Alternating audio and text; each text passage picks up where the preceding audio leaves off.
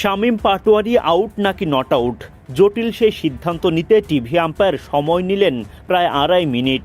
কুশল মেন্ডিস যখন স্টাম্পিং করেন তখন তার গ্লাভসে বল ছিল কিনা সেই বিতর্কের অবসান ঘটে অবশেষে। মাঠ ছাড়তে হয় শামীমকে।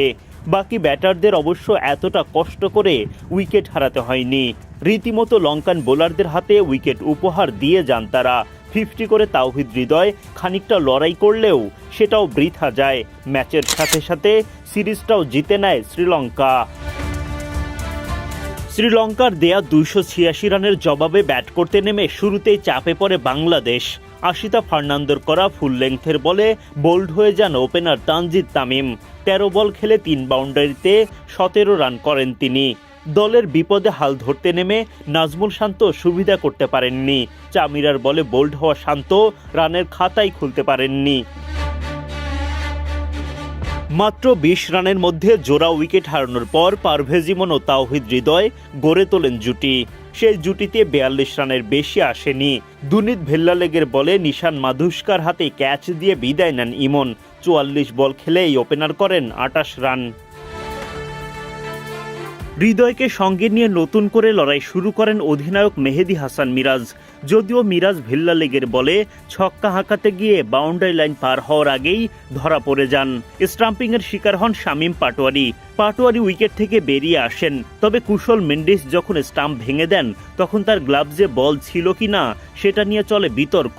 যদিও শেষ পর্যন্ত টিভি আম্পায়ার আউটের সিদ্ধান্ত দেন। বাংলাদেশ হারায় 5ম উইকেট। 50 করে আশার আলো দেখান তাওহিদ হৃদয়, কিন্তু চামিরার বলে তিনি বোল্ড হলে সেই আলো নিভে যায়। স্বীকৃত ব্যাটারদের হারিয়ে টেলেন্ডারদের সাথে নিয়ে জাকের আলী অনেক চেষ্টা চালিয়ে যান, তবে তাতে পরাজয়ের ব্যবধানই কেবল কমেছে। শেষ পর্যন্ত হার মানতে হয় বাংলাদেশকে।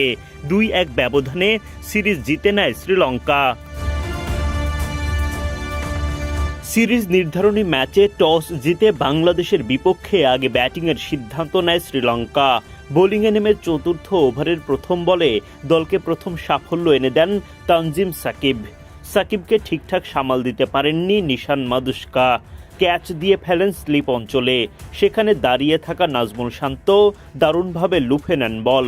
শ্রীলঙ্কার দলীয় 13 রানে প্রথম উইকেটের দেখা পায় বাংলাদেশ।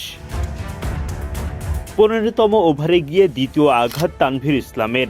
তানভীরের বলে সুইপ করতে গিয়ে স্কয়ার লেগে পারভেজ ইমনের হাতে ধরা পড়েন পাথম নিশাঙ্কা। লঙ্কানদের 69 রানে নিজেদের দ্বিতীয় উইকেট পায় বাংলাদেশ। নিশাঙ্কা ফেরেন 47 বলে 35 রান করে। শ্রীলঙ্কা যখন দলীয় 100 রানে তখন তৃতীয় উইকেট শিকার করেন মেহেদী হাসান মিরাজ।